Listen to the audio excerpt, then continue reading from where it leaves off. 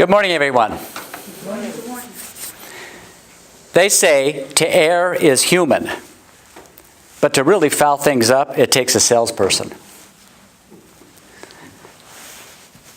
Those immortal words have been uttered by sales managers pretty much since the dawn of time, including myself. In my career, I've had the opportunity to work for a number of years selling, managing salespeople, training salespeople, writing books about salespeople, going to conferences on salespeople. You get the idea. Sales, sales, sales, sales, sales. But there's one big frustration I have, and I think it's shared by all of you. And the frustration is, why is it that salespeople keep repeating the same mistakes over and over and over and over and over again? Why is it that they can't correct their behavior? Well, good news is, I think I figured that out.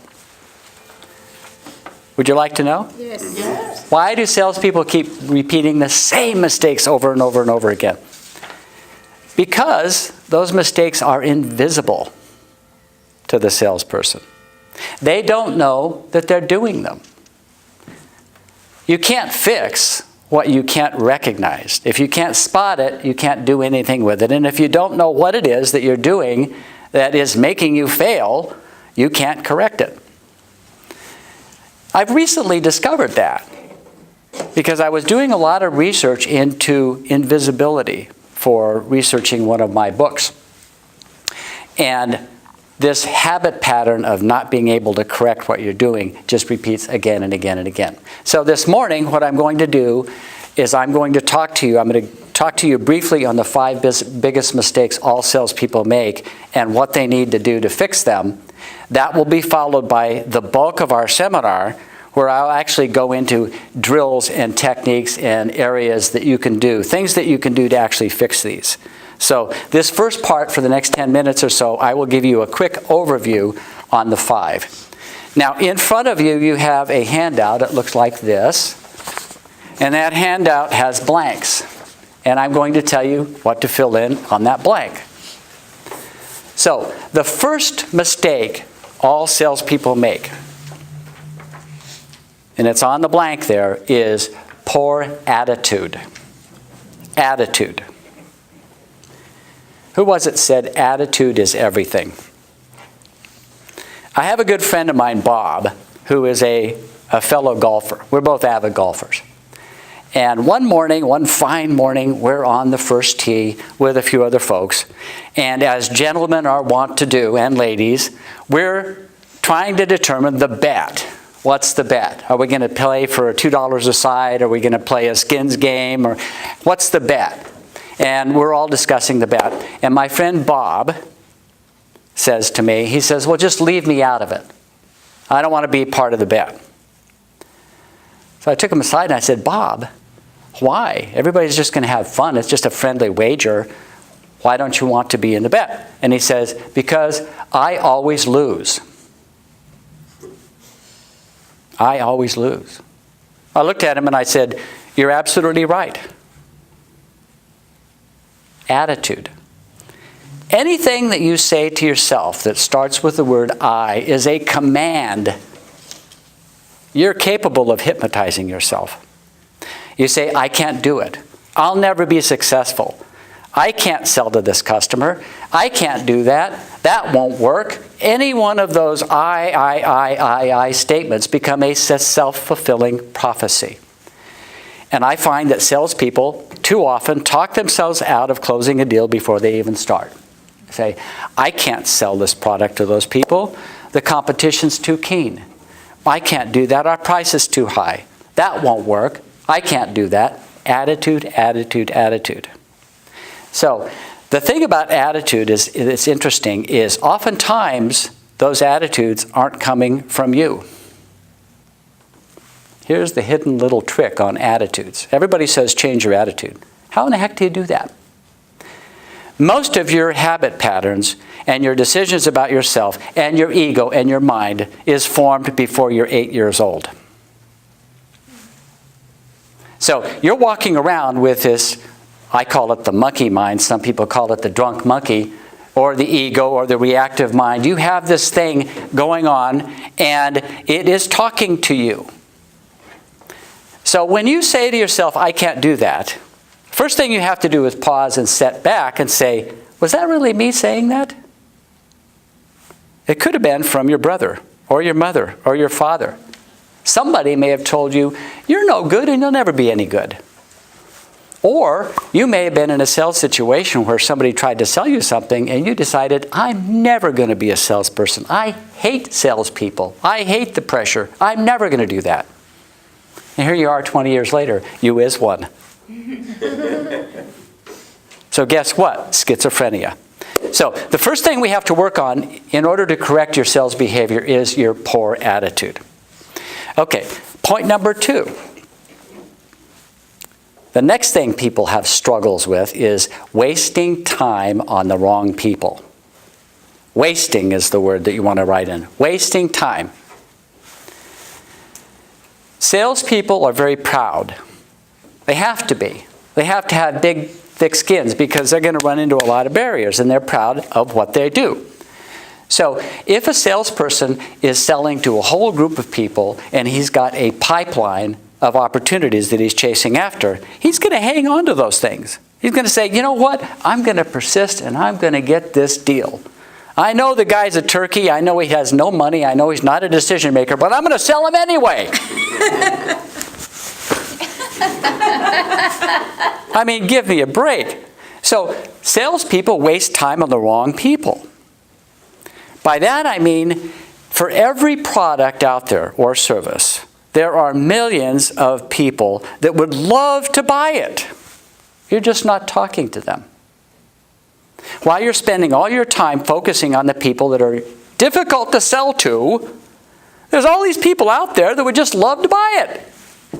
You're all salespeople. Have you ever had the opportunity to, when you walked in and you offered a product to somebody and they said, great, I'll take 3 of them? Laura, you've had that. You've been in sales. Every once in a while, it's called a bluebird. You walk in and somebody says, I'll take it. You almost don't even have to open up your mouth. Okay. Salespeople spend way too much time trying to sell products to people that don't really have a good fit or don't really want it, have to be convinced, instead of finding people that don't have to be convinced. There's millions of them out there. So stop wasting time on the wrong people. Okay, point number 3. Let's take a look at point number 3. Giving up. Giving up. There are some statistics that I'm going to need to read to you because I'm giving up. 44% of salespeople give up after the first objection. Did you know that? This is a scientific study by the Dartnell Corporation. Salespeople, when they run into the first objection, the first, I can't do that. I don't have the money. I'm not the decision maker. My wife really makes all the decisions. I don't know if it's a really good fit. Whatever the objection is, 44% of salespeople fold up and quit. At the second objection, 16% quit. At the third, 10% quit. That leaves only 8% of salespeople. So here you are, and you're trying to coach your salespeople. You're trying to work with salespeople, and every one of your salespeople is going to quit at the first, second, third, fourth. But guess what? 90% of sales occur after 4 no's. Did you know that? 4 objections need to be surmounted. 90% of sales take that. So guess what? 80% of your salespeople have given up before they even have a chance to sell. Those are the exact numbers. So what happens is salespeople give up. I mean, they're right next to the goal line. They don't realize it, and then they give up. They walk off. I prove this all the time with my clients. I say, I would like to take a look at the list of all this lost sales. And let's go over all your lost sales. How many objections did you handle? 1, 2, maybe 3. And then you quit. Salespeople lose deals because they quit, not their customer. So giving up, that's the third one. All right, let's talk about the fourth one. And it's a little hot in here, so I thought I'd take my tie off. Let's talk about the fourth objection, or the fourth biggest mistake all salespeople make and how to avoid them. And the fourth mistake, as you see there, is missing the close. Missing the close.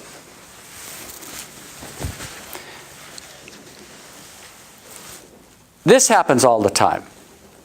You're in the middle of your sales presentation and your customer says something like, "Oh, this is really great," or "This is perfect for me." Or like my wife said when we went out looking for a car and the salesperson was there and she walks up to the car and she looks at it and she goes, "Oh, this car is perfect for me. I love the color. It's exactly what I want." I'm looking at my wife going, "Dear, you don't tell that to the salesperson." You have no negotiating power at all anymore. So she never came back to me on any further calls. But that salesperson was smart enough. He just smiled at me and he says, "I got you. I got you. Right, you're going to buy this car." He didn't have to say anything else. So at a certain point in any sales process, if you're really paying attention, the person you're trying to sell you to is going to give you that signal. He's going to say, "This is perfect. I want this." And at that point, you stop selling. You're done. So salespeople all over the world miss the close. I brought in a rookie salesperson one time to Chevron. And he brought along a PowerPoint deck of 60 slides.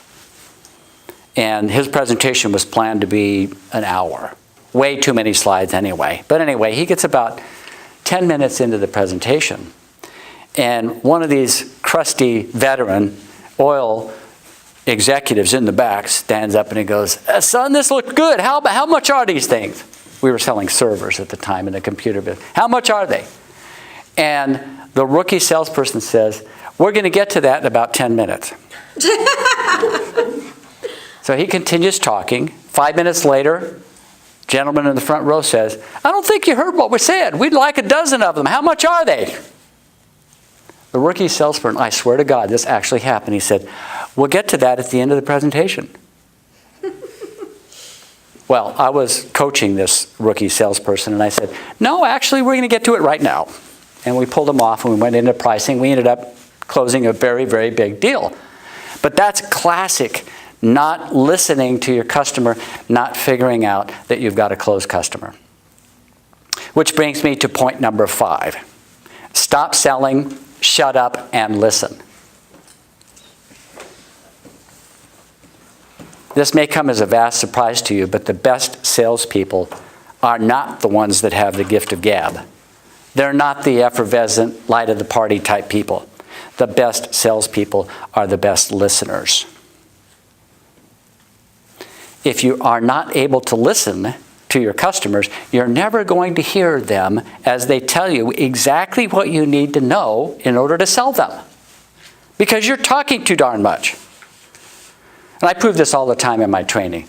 I'll actually train people on listening skills, and then I'll pair them up, and I'll have a drill where your job here, the coach, your job is to ask questions, and the player, your job is to answer questions. And let's work with this, and we'll figure out how many minutes do you actually spend talking versus listening. And it's one of these optical illusions. When you're selling, you think that you're listening, but you're not. And at the end of the drill, you'll ask them, you'll say, "Well, how did the salesperson do?" And say, "Well, I couldn't get in a word edgewise. He was talking all the time." But the salesperson says, I only talked about 20% of the time. So you think you're only talking 20% of the time. You're actually talking 80% of the time. So whenever I go on calls with salespeople or train people or coach people, the first thing I'm looking for is who's doing all of the talking. Because if you're doing all of the talking, your potential prospects are running out the door because you never paid any attention to them. How can you sell something to somebody if you don't even know what they want? You didn't ask them. You didn't find out what they're doing. What's their position? What's their job? What are their challenges? Do they even have a need for your product? If they don't, there's no reason to move forward. So this is the fifth thing. The fifth thing is stop selling, shut up, and listen. So let's quickly recap. We talked about 5 areas. I call it TUMS, because if you don't follow these things, you're going to get acid indigestion. A, poor attitude. T, wasting time on the wrong people. U, giving up. M, missing the close. And S, stop selling, shut up, and listen. So remember these. We're going to cover these more explicitly in our training. We're going to go into exact drills and processes and procedures for you to get up in front of these. But just remember TUMS. And if you don't watch for this, you'll for sure have failure and you'll get acid indigestion. Just remember ATUMS, TUMS. All right, thank you. Good job, sir. Madam Timer, please for 1 minute on the clock. Okay, evaluation. Oh, thank you.